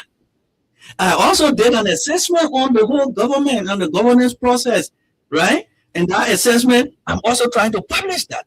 But you also saw NAMO publish something. And that's how I come to even some living the World Bank and other international partner, the local civil society in Namut has also released its own assessment on the government. The arrest is serious. I'm telling you, like bro, the project in 3 years, and you got 360 some project to do. I will not preempt. I got a fun, to go to NAMO. I used to, if you hear me talking about NAMO, I used to be a full critic. Let me say this about NAMO. Mm-hmm. When NAMO launched her president meeting, I don't know when was it, 2020, 2021. We had a very, very heated argument. I was assistant minister. I challenged them, and we went to the forum, and one of the project managers, I mean, we fought there technically, professionally. I critique them. And here was my argument with NAMO. I said, NAMO, you know why? The partners gave you money, they support national development. You can't go and say we're assessing Georgia government on the basis of the promises Mohamed Molu made, on the basis of the promises the president made during campaign. No. I said you do it on the basis of what in the national development plan. All right. And what they've done with so fortunately for me, I have not read their report, but I heard their report is based on the arrest agenda. If that what they did, I would take thank you, and I would take credit for that. I mean, you're listening to you. Yeah, I will take credit for that because we fought, and I will write a congratulatory message to Eddie. I'm not talking about read the report first. No. Because I'm reading the report, it's got to congratulate him that he has moved from everyday talk to looking at the national development plan. Yeah, when somebody goes to you, they say something like, I must praise him for that. I will congratulate him for doing that. Then I will go to the report itself now. Right now, I'm not going to that report yet, but the idea that we're taking the government on the basis of the government commitment within the arrest agenda is applause, and we need to encourage. But when you hear that, on the basis of that, the assessment shows that the government is moving at a snail pace. What does that say to you? It confirms my assessment. I have assessed the entire national development plan, and I've told you the plan is illogical and not going to succeed. It will now move the Liberia to another level. So, what NAMO says, according to you, I've not read the report, is that what the people say they will do. NAMO is below me, for example, right? I am saying all the things they say they will do will not move Liberia forward. It will not reduce poverty. It will not create jobs. There's not the right strategy. It's illogical. NAMO is saying, according to you, that look, what they say they will do, they are slow in doing it. And if they continue like this, they will not achieve what they say they want to do. Whether what they achieve will be good for Liberia or not, that's what Namo says. Namo is saying, you say you move 4 blacks. Whether those 4 blacks will build a house, I'm saying 4 blacks can build a house. Namo is saying, people say they will move 4 blacks. But right now, they even out to move the first 1 black, they still moving 1 black. So they are slow. They might not face the 4 blacks in 4 years or 5 years. I am saying, even if they face the 4 blacks, it will not be in a house. You see the differences there. So, yes, I will read Namo report. It's just an addition to the knowledge and everything. But I just want to commend them in this proper manner that they listening, we fought over this, and they listening. Today, they are grading government on the basis of the national plan that the government developed. Former Assistant Minister in the CDC government, Benedict Kuluba, is our guest here. And of course, we're having a very detailed assessment of some of the promises made, of course, by the current government and what are the prospects. You want to hear what the IMF say about the arrest agenda? Go ahead. The IMF, you know, I told you here before, the IMF, they are in a program with the government. You know, I saw some publication for some of my colleagues at Father Music. So I don't respond to some of them because, yeah, you know, when the president had to fly, they'll do those kind of things. When the World Bank writes, the World Bank is not a political entity like us, right? They do diplomatic technical work. The way of the World Bank, the IMF, they list what we call indicators, macro indicators. If you are an economy or you are even a statistician or development expert specialist like ours who concern about well-being, you take those indicators and see the trend. If the trend is going up or coming down, then you know that the country is improving. I published that. In 2020, the plan will left the country in 2023. The World Bank assessment shows in 2020, IMF assessment on the 20 macro indicators shows in 2024, the Union Party government only succeeded in increasing some of those indicators, and they got 60% of that. 40% were declining, 60% were increasing. So 60% of the 20 indicators. Yes. For example, GDP growth. GDP will let GDP at 4.6. 2024 it dropped to 4. 2020, they say 2025 it might go up to, they say 4.6. So you see the trend. So it means so it is now that they will catch up with CDC. GDP. So it means from 2023 to 2024 it dropped. Right? It means from 2023 to 2024. Okay, so Eddie Downo has replied to you. He said, "Thank you, Minister Benedict Kuluba. You and others advise and we listen." So he has admitted. Yeah, thank you. Oh, well, you want to be fought. You're out of the country. He sent me email. We can have a defending my this is the right way. And myself like to add and appreciate it. No. I haven't read the report. Don't get me wrong. I'm not praising because the report grew up. I'm praising him. I just told you that you're not assessing the arrest agenda. Yeah, I'm praising him because. So you won't trust me. You won't trust. No. What I say, I want the problem to say, oh, Bericon, I say electoral coup yesterday. You know, I'm saying, Eddie, yesterday was grading us on our street talk. And our grandmother, I said, no, you can't grade on the street talk. Grade on what we put in the plan on paper. Okay. And he listened to that about that why he grading the Union Party government back. So if that what he did, they grade strong more than even the one he did for CDC. Yeah, that's what he's. Thank you. But I will look at the report. That was saying. Okay, so let's go to the IMF indicators. So the IMF indicators performance, GDP growth in 2023 was 4.6. Okay. 2024 it dropped of 4. 2025 it might go to 4.6. So it means that in 2024 the fee it dropped. That had a graded. I sent that to you. So in 2024, Union Party got the 60% increment above what we had in 2023, and they dropped 40%. 2025, they dropped more. They only got 40%. So how the economy is moving? The World Bank say if I so it's like the GDP is fluctuating. It's dropping. They are decreasing. So what the IMF is saying, for example, people go to the bank, business people are not taking loan, money not going. The government not putting money in the economy for the people to turn around. The business people not getting loan. Open the line. These are fights. The economy not growing. Now, so if you look at that whole thing we put together, we can get a paper in our hand And that paper will not do anything for this country. You can turn around the World Bank, the You mean IMF. the way business people used to go to the bank before bank getting loan and things? It's not It's not happening. Why? I don't know. Have the government stopped it, or the government is cash straight? The government not helping the banks. Why you think so? I don't know. They don't have money. They don't have the right strategy. Is it that they don't get money or they don't have the right strategy? They don't have the right strategy. But they have the money. They don't know how to create money. No, Not saying they that. You tell you cannot how to create the money. create the money and get the poor. So a lot of things happening because the way they did the plan.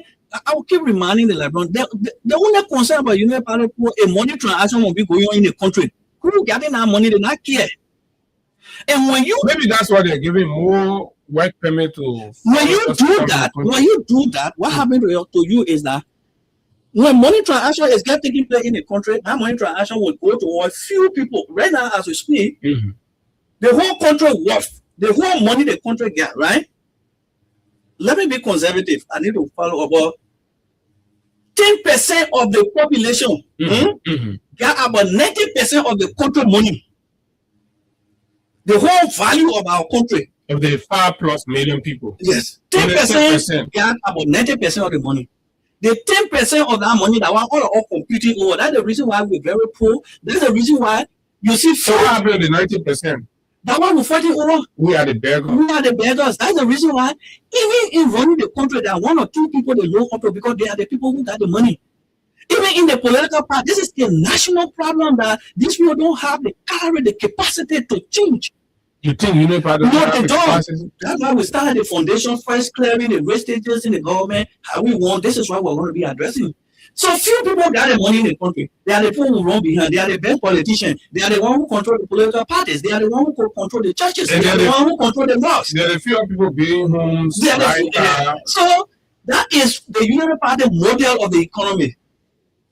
Let few people until they bring experts to be able to move the economy. The way you spend the money can move some money to the other people. So the whole arrest agenda is fiasco. And let me announce to you, on Monday I'll be publishing. So what happened? Trump Africa graded the ministers on their performance, right? Sure. NAMO has given the government a grade on the basis of their interventions in the arrest agenda.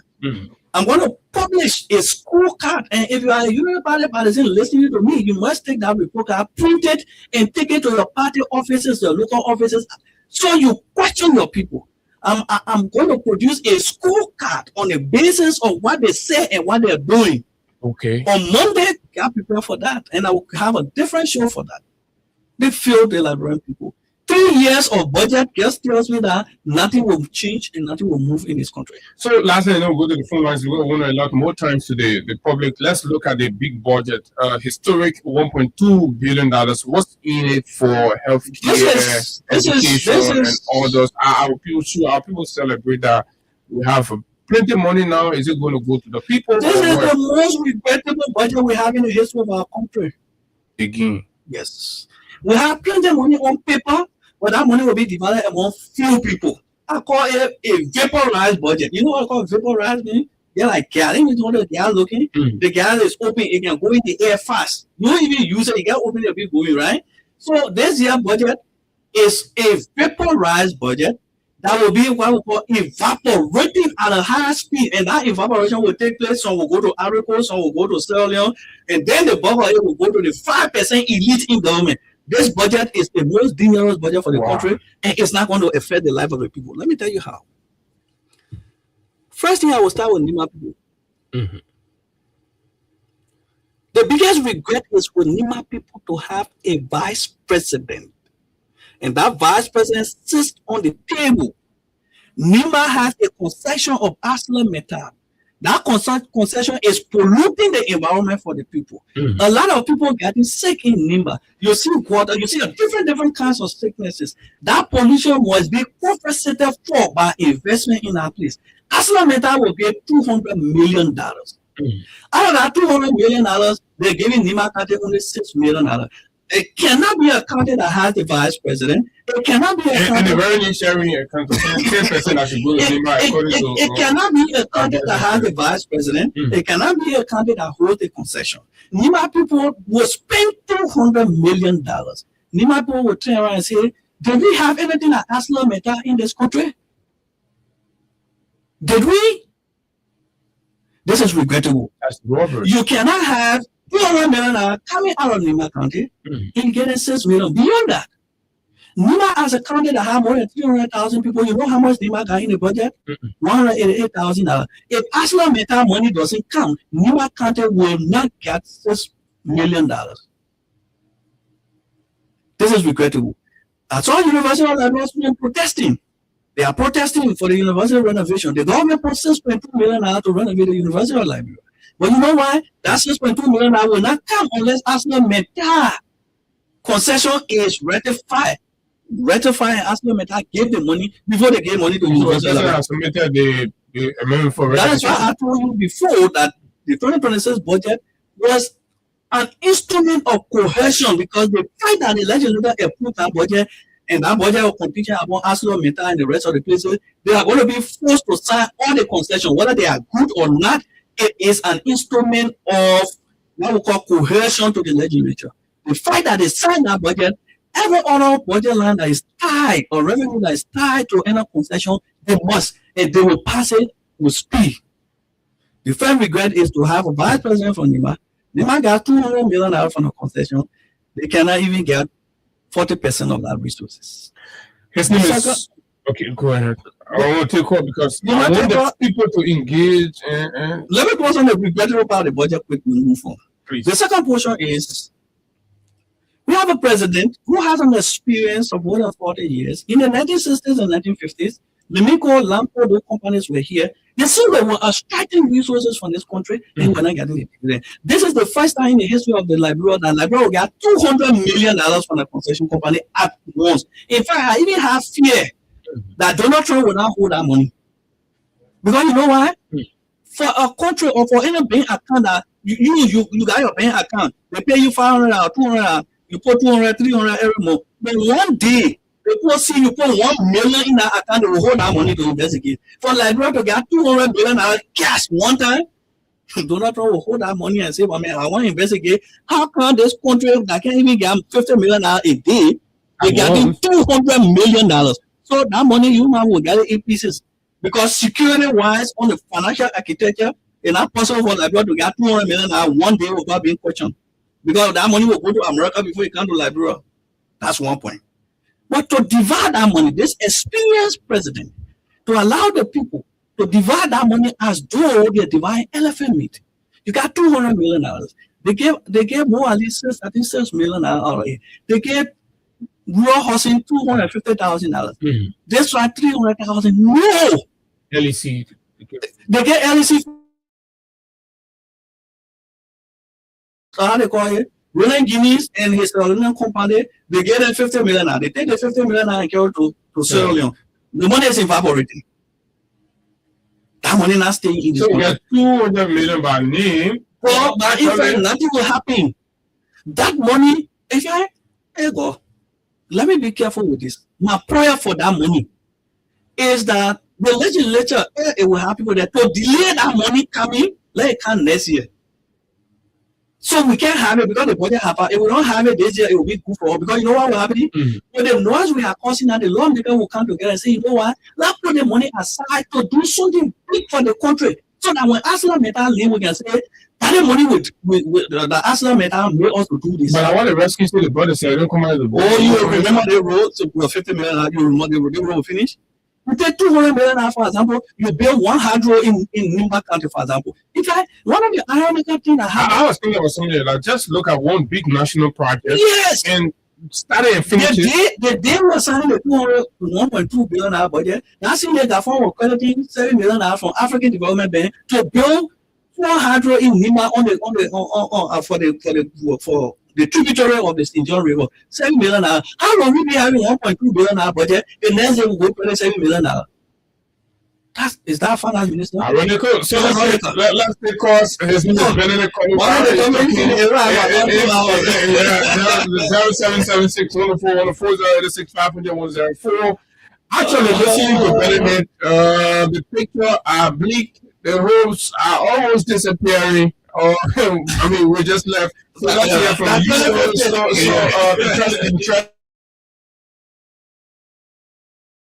Said he want to make some comments regarding. I'm sure it is about that name because he spoke about it. Council, good morning. Yeah, good morning. Good morning to you guys, and good morning to my brother and colleague in studio. I think Benedict is one of those I'm really proud of. We all have our roots from Indian design university, and he's a very logical and very factual human being I've ever seen. And we should be proud that they have such a human being coming from our country, and we should be proud of him. Really thank you for the great job you're doing. Even those who never read economic, you are giving your bigger appreciation and understanding of the economic situation in this country. Even though we are the politician, right? As politicians, but the fact is, your analysis is very good. Okay. But like he said, yesterday when I left the studio, I think you saw my post about where the normal game will tend to betting games. Minister Gafon smartly took the NBA 200 million booking the budget. He put that money on contingency. To fool the law because we tied to budget in all of the 15 countries. Yes. So when you want to say your country interest here, you want to say your country interest here. So at the end result, it will just be assurance. Nothing you will achieve on that NBA, it will be passed because this president, when he came back, he said Meadowsville was doing more than well. Even though the script not good. When you get agreement from NEMA, Okay. and nothing is mentioned in that agreement on the role for signing project that CBC completed up to or UK by itself. Nothing. Nothing is for NEMA in our budget. Council, I know we gotta reach people coming. So let's hear from ordinary a little bit. Yeah, let's talk to this person from yes, morning. Good morning. I'm Benanos from Morocco. Morning, go So ahead. let me say good morning to your guest. Mm. Well, every national policy when they are developed, the reason why you see partners are there is because they want to provide guidance so that every goal ensuring that national development plan is aligned to regional and international goals and aspirations. For example, like you have the ECOWAS, the AU policy, you have the UN SDGs. All of these people, these international partners come together and provide guidance so as to ensure these policy goals align with theirs. Now, so the issue of this Arrest agenda. harmonization, Okay. the harmonization. Well, when I used to work with the Ministry of Youth and Sports in 2019, when that harmonization policy was launched, I took my time to visit the budget office, but then my salary was lower than $500. When I went to the budget office to check on my salary that would be impacted by the harmonization, I realized that my salary was $500 US. That is 50% up to what I used to make initially. But then I was told by a budget director who used to work as director under the Ellens administration, will still continue in that same role under the Williams administration. When I asked him, he said it is based on time. As time goes back, that salary will increase. It will jump up from 250 to 500. And so, wait. Let me understand you. Let me understand you, please. So you're telling us that when harmonization was rolled out, your salary got impacted and was moved to $500. Yes. But at the time, it wasn't being received because we were told that it is based on time. I challenge anybody who worked under the CDC administration at that time as civil servant. Let them go and check the budget office. The budget for 2019-2020. Let them check the budget. They will realize that their previous salary is not as seen as the one that is expected or projected. Okay. All right. Thank you very much. Let's talk to David King. Okay. David, good morning. Yeah, good morning. Let me say good morning to Dossier. The reason I'm going to see you always have to see a document, not just to see a document, bring party to the disco. You see, this is why they start on the chain and conserve the political landscapes. The landscape are not being very much conducive for the people like you. So, like Mr. Troy said, 2026 will be a year of rebuttal, congratulation. And I love the way Mr. Colbert proceeded this morning with all of what he has said this morning economically. We know that you cannot have $1.2 billion, and in the same time, you go and borrow $7 million. I can somebody have $1.2 billion, and you are going to borrow $7 million to do 70. I mean, what you saying to the people is just the but internally, you do not have what you're talking about. All right, thank you very much. And come out to the library will tell us what you have. Good morning. Yeah, I want to thank very much for the analysis. I want to refresh memories of when Ellen was in power, where the salary was not standardized. What I mean is, at the time, maybe today you will get $30,000 or $35,000, and then tomorrow if you take pay, you will get less than $22,000. So currently at the time, that the farmers they don't know now our person on payroll is correct. So you agree with Benedict that what he said about what Gaffron was trying to minister is correct? Yeah. He couldn't know what's on payroll at the time. Because the salaries were not standardized. Okay. All right. 0776104104 I didn't know. Let's talk to this person. Good morning. Good morning. Go ahead, you live. Okay. My name is Ambassador Divan, political enforcement at Conference 66. Go ahead. Okay. I listened to Mr. Conban. I listened to him. He expanded plentifully.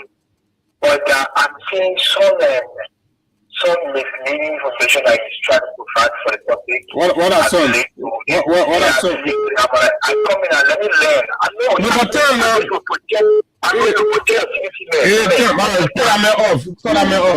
Let's talk to this person. Good morning. Edmond. Thank you. Let me say kudos to you guys. This is why we love this station. Man, Benedict, man, that is the oracle in studio this morning. This is Edmond Kai. For me, they should have been paid. I keep people got feel the fire to the Lord. But look, let me talk about payroll issue. Even one of the president Gaffron, he admitted it that CDC payroll platform is what they are using. My uncle was a teacher. He was taking pay. In fact, if you want to get more clarity on that, check and money changer from 2005 up to the time Ellen Joseph said it left. That is how the guy got their money. Because when you get a check, yes, and then you know that you can quickly cash your check, you go on the sidewalk, you give it to the mayor, you say, oh, my man, I saw to cash my check. The mayor okay, say you got 20,000 on the check, I can give 18,000. Then the guy can So thank you very much. All right, let's talk to my Good morning. Let me talk. Morning. My name is Paul Kukwe, and I call you from Monrovia. Go ahead. This morning, I call purposely to appreciate Bishop Benedict for the analysis. And this analysis will lead to go down the slum to hit the ordinary expression who believes that they destroy the economy and the you don't share the unity party is something with today. And so many are calling for me to join many forces to say thank you. Let's continue first of all, let's continue to expose this moment. Thank you very much. Once you will walk away from the radio. Go ahead. And before the country move forward, we need collective brain that were in the system. So we don't say, oh, we are citizens, so you know what to be. Let them get that. They cannot undo, they will not undo anything for organization. They really will anything in the country, organization, for the money, for the salary, and the people are feeling the government, and the people just come and go on the party, and will come with 2 aircraft. So they are carrying on. The road now will stop. They come and see. Come on, God, get them a thank you. No, you go there, we'll everything are going on. But they are liars. The boy for liar. Okay. The man is liar. All right, Master. Thank you. All right, Master. Master, you got that political lie. Good morning. Thank you, man, Sisi. Good morning. Good morning. Good morning, my dear brother Eka. Good morning, Abu Sharif. Morning, go ahead. Good morning, Mr. Kolwa. Good My morning. name is Robert Makoya, 4117 Street, Magda Avenue. Robert, go ahead, Thank my you, brother. thanks to Freedom FM for bringing a brilliant brother on the show. But what I want to see, for me, you know, there's an individual difference. TDC citizens have become losing for in this country under the regime of human progress. So for me, Mr. Kolba, you don't need to be teaching those guys because they say they are the best brain in this country. So for you to come on the platform and start to educate them, you giving them too much air because they don't like you people, they don't love you people when they hear about you people, and they sit on that not supposed to be near Jesus Christ. Okay, Robert Pakoya, let me hold you there and take Idris Benedict. Good morning. Good morning. Idris, your line is terrible. I don't know where you're calling us from, but your line is. You want to make a little adjustment? Okay, well, I'll take Idris back. Let me take this. Good morning. Good morning. Hello. Good morning. Yeah, good morning. Morning, sir. Yeah, it is Freedom FM. Yes, sir. Go ahead. Yeah. Something I've been in Bakuru here, I really want to retire what I know about it. Oh, we're on the show. You want to call us after the show and talk about that. So since I'm sure running down on the call in second. Yeah, let me squeeze 2 more and then we can go to. Hello, good morning. Morning.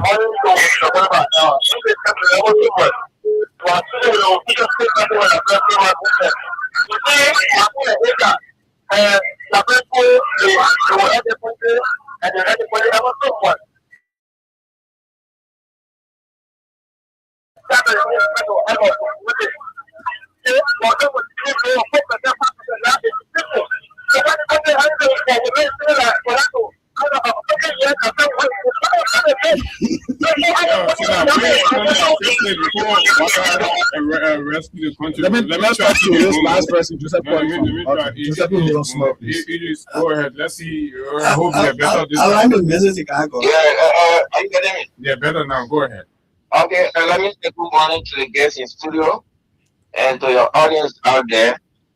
You know, Benedict is one of the great sons of our country, and we are very happy to have him on the side of the Blue Revolution. He mentioned something about banks not giving loan. Mm-hmm.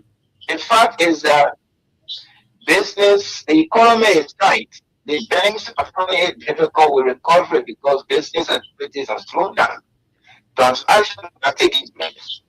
Do you also know that they're not receiving the necessary support from the government? Central banks are the supposed people to are be. not, the bank gave loan, you must do business. But business activities are not happening because purchasing power is low. There's general liquidity crisis with The purchasing power is poor, is low. People are not buying because they don't have money. They are better The economy is tight. So the businessman who takes loan is not making money to be able to pay the bank because people are not buying. So why people are not buying? Because there's no money in your pocket. You gotta be. And why there's no money in the country? Let's talk to Joseph calling from Bosa. Joseph, morning. Thank you. And our brother in studio, brother Benedict Kolwa. Brother, I salute you. I thank you for the hard work that you are doing. I thank you, coming to criticize the government, constructively, not destructively. Not necessarily to criticize, but to critique what is happening in the country. They will throw insult, they will say anything. But it is time for you guys to stand up and speak to the people. Speak to the people what is right. What needs to be done to lift Mama Liberia? not to destroy our country. So I just thank you for coming out and throwing light on some of the things. Thank you. Sit there and let Thank you. Let me see this very live. All right, live. I think all of them will go and it's kind of fast. Good morning. Good morning. Good morning. I was sharing let me appreciate you for educating the public and educating the partners and their leaders. You know, we told them the passions of academicians and professionals. The this government who is so calm that still so in they should be on that salary. You lack the help weapon. This time is so salary. Today, I was able to come out. Okay, thank you very much. Benedict, you listen to the callers. Much of it complimentary. Others are still asking for more explanation or some of And finally, Benedict, I want you to add to this. The Senate have requested this Committee on Public Account to scrutinize the entire thing about the review the harmonization. Well, yeah, I mean, you know now. What's your thought about the Senate request? Let me say this to you. That request the Senate Pro Tem made, I describe it as inescapable route to self-destruction. They make concession around harmonization. I want her to do that, but she doesn't know that she's destroying herself because the outcome of the review will tell the Liberian people they were lying. So they want to destroy themselves. And we are pushing, if I embrace it, they will vindicate us. Where I am now, if they call me to support them, I will do it. Any documentation they want from me, I will support them. Were you part of the Farmington consensus?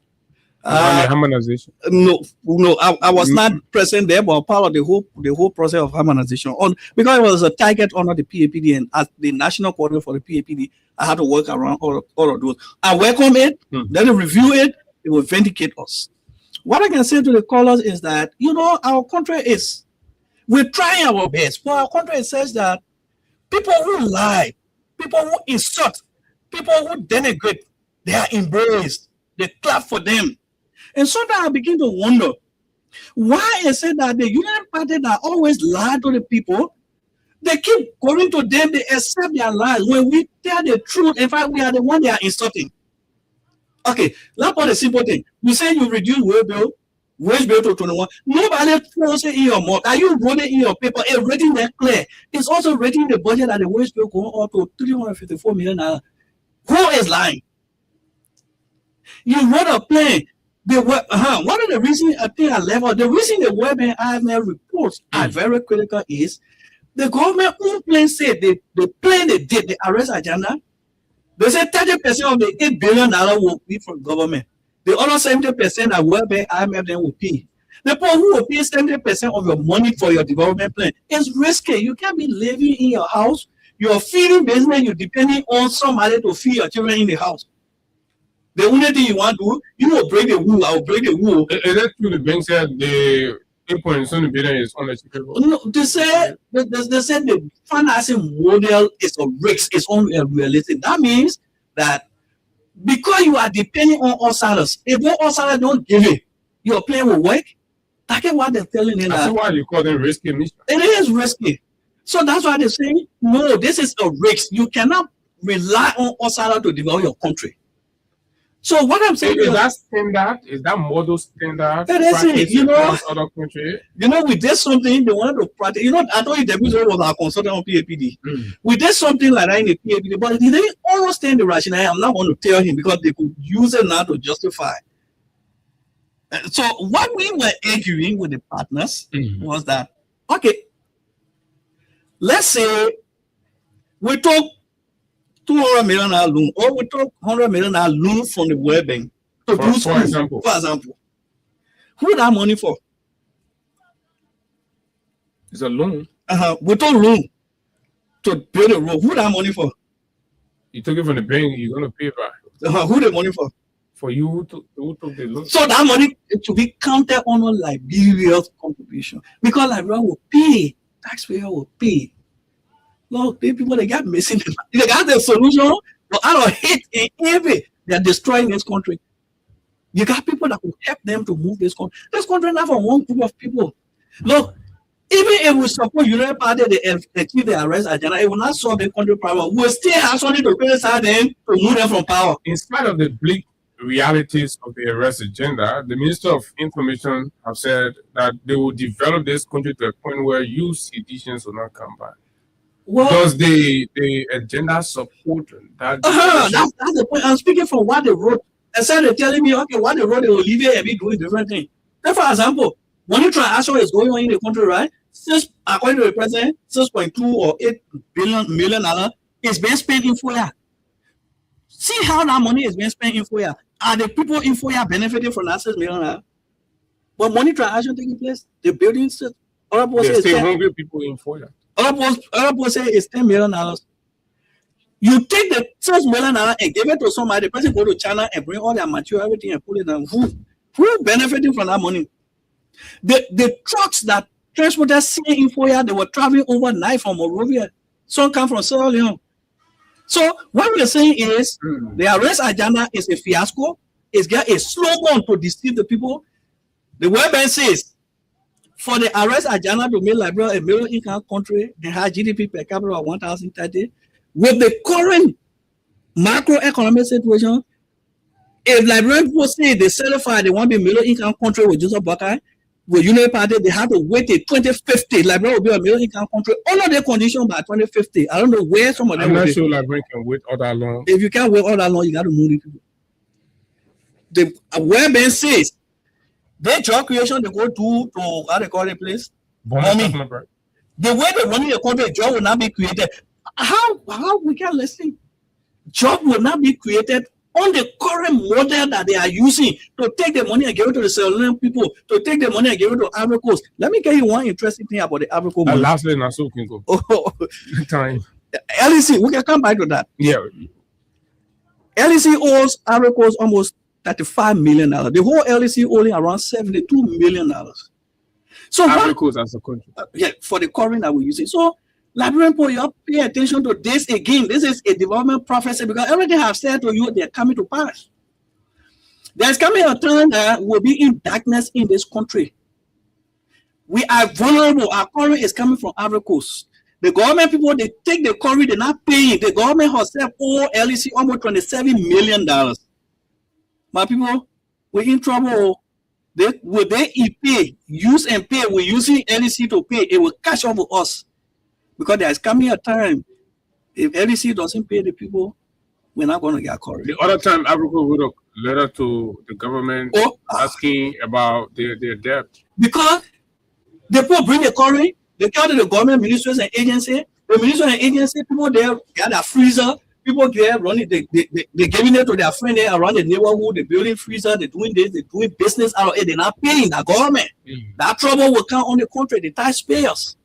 So we like to conclude, if we're concluding to tell the Liberian people, 2025, all the major decisions the government made, it laid a foundation that will have plenty of money on paper in 2026, but it's regrettable for us that we as the masses will not benefit from the point of Nima Kante, Vice President, robbing Nima Kante of their fair share of that $200 million. That $200 million, no critical infrastructure is being looked at in that $200 million. They get divided among themselves. And the reason the legislature passed it is that they tie their interest to it.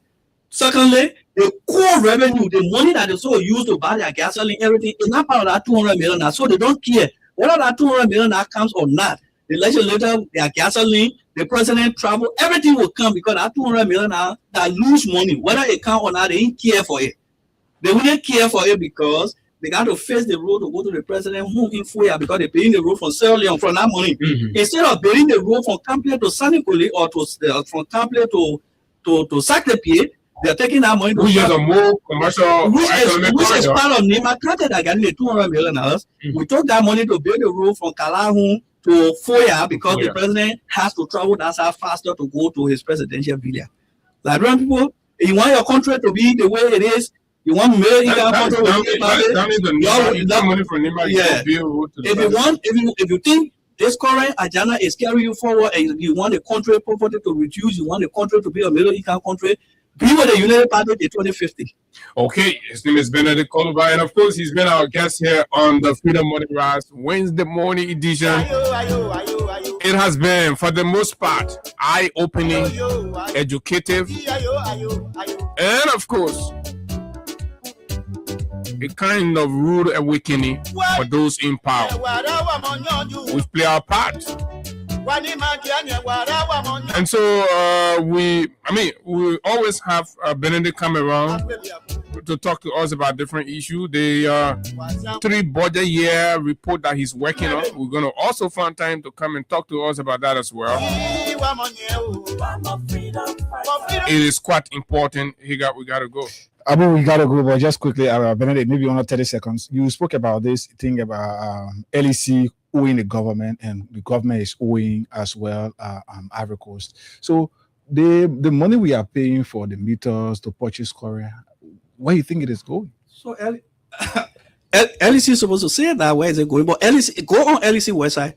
When you go to LEC website, they got something they call debtors. They got that's a good thing LEC did. They got the debtors analysis. Those who own LEC, how much money LEC owe. Then they got account payable money that they're supposed to pay. The one they owe. You will see a CLSG, how much they owe, and everything is there. Okay. So I don't know how what is happening. They're saying, in fact, I can do. If you do that breakdown, they will tell you the SOEs. They still owe enterprise. I think they owe LEC almost $2 million now. They're not paying that money.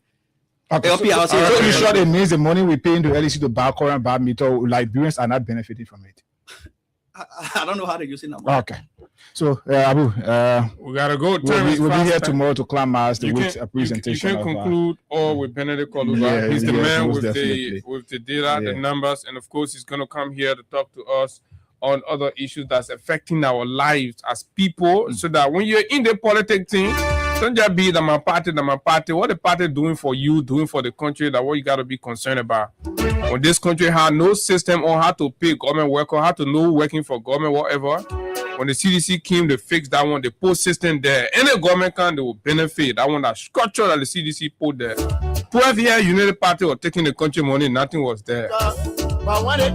And they have come back, they say for them to make you a middle income where you'll be able to stay on your own, the way they go in, the way they design the whole framework, that way 2050, we know what some of us will be here. What kind of old man can do development plan to rescue the country, put it way to 2050? My name is Abu, and of course, Hagar has been here. Thanks to Benedict Koluba and all of you that follow and contributed. Until we see you tomorrow, do have yourself a wonderful time. Bye-bye.